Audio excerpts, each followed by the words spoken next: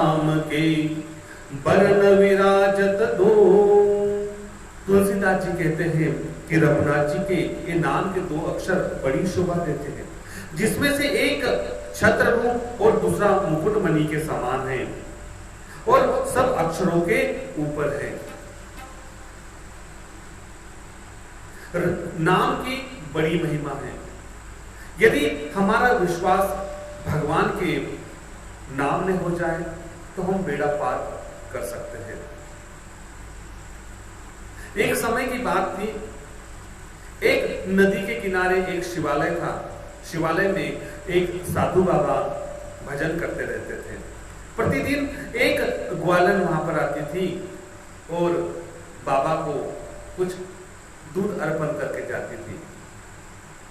ग्वालन का गांव नदी के उस पार था। वर्षा ऋतु का समय था। नदी में बाढ़ आ गई। ग्वालन 1-2 दिन इस पार नहीं आ पाई।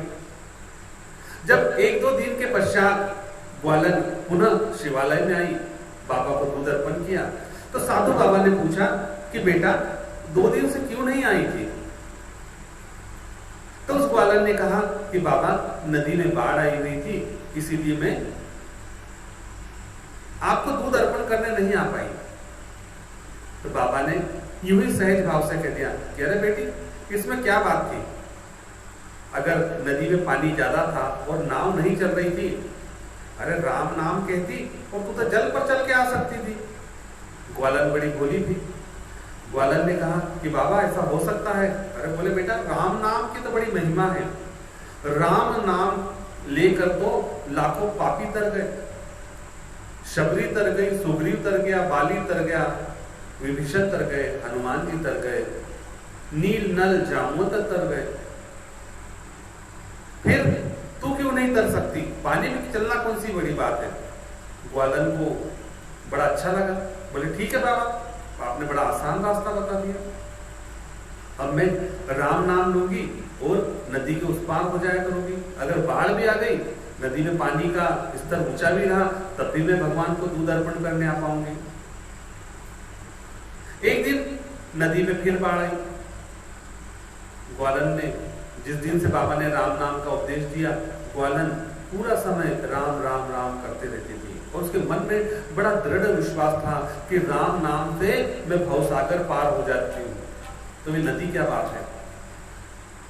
उसने हाथ में अपने दूध का मटका लिया, सर पे रखा और राम नाम कहते कहते वो उस बाढ़ वाली नदी के ऊपर, पानी के ऊपर चलते हुई शिवालय तक पहुंच गई और बाबा को दूध अर्पण किया। बाबा ने देखा कि इतनी मूसलाधार बारिश हो रही है, नदी का स्तर बहुत ऊंचा है। फिर एक ग्वालन आज दूध देने कैसे आई? उसने पूछा कि बेटा, तू दूध लेकर कैसे? आज तो नदी का जलस्तर बहुत बढ़ा हुआ है। बोले बाबा, जैसे तुमने बताया था कि राम नाम लेकर लोग भवसागर के पार हो सकते हैं, तो मैं नदी क्यों नहीं पार हो सकती? मैंने आपकी बात मानी और राम राम कहा और नदी के इस पार आ गई। बाबा ने मन में सोचा कि ये ग्वालन मुझे मूर्ख बना रही है, क्योंकि मैंने तो ऐसा सहज भाव में कह दिया था कि राम नाम से लोग नदी पे भी चल सकते, पानी पे। अरे बोले बेटा, वो तो कहने की बात थी, मैंने राम नाम की महिमा सुनाने के लिए तुझे उदाहरण दिया था। बोले नहीं बाबा, मैं तो, बोले आपने जैसा कहा वैसे ही आई। बाबा को विश्वास नहीं हो रहा था। बोले चलो एक बार मुझे चल के बताओ।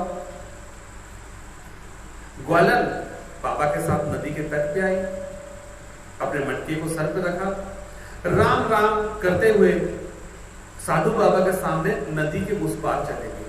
साधु बाबा को बड़ा आश्चर्य हुआ कि देखो, मैंने ये मंत्र दिया और ये राम नाम के मंत्र से जल के ऊपर चल गई।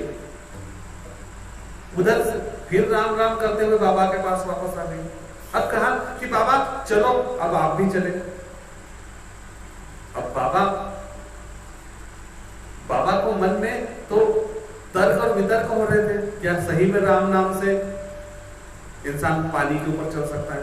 फिर भी बाबा ने धोती ऊंची की और पानी पर जैसे पैर रहा, बाबा डूबो नीचे पानी में, और सोचा चलो अगले कदम में मैं बढ़ूंगा। अगले कदम में बाबा ने फिर राम राम बोला और पैर आगे बढ़ा, बाबा फिर गहरे पानी में। और ग्वालन ने कहा कि बाबा तुम क्यों डूब रहे हो, तुमने तो राम नाम का मुझे बताया रास्ता और मैं तैर रही हूं और तुम पानी में डूब रहे हो। बोले हाँ एक काम करो, मेरा हाथ पकड़ो और अपन उस पार चलते हैं।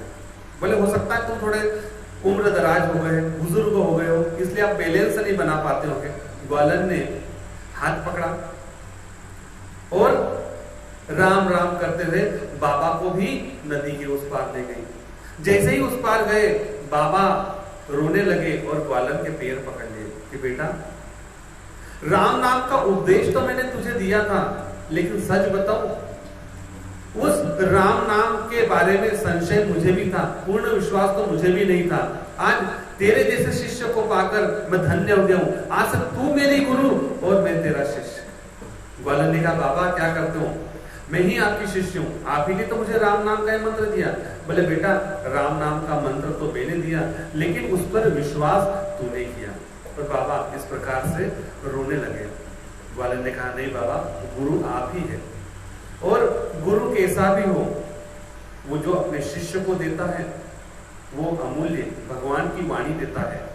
गुरु के दोषों को न देखा जाए, गुरु ने हमको क्या उपदेश दिया है, गुरु ने हमको क्या नाम दिया है, उस पर हम अटल विश्वास करें तो हम जरूर इस संसार रूपी भवसागर से पार हो जाएंगे। जैसे वो ग्वालन हो गई राम नाम का स्मरण करके, कीर्तन करके।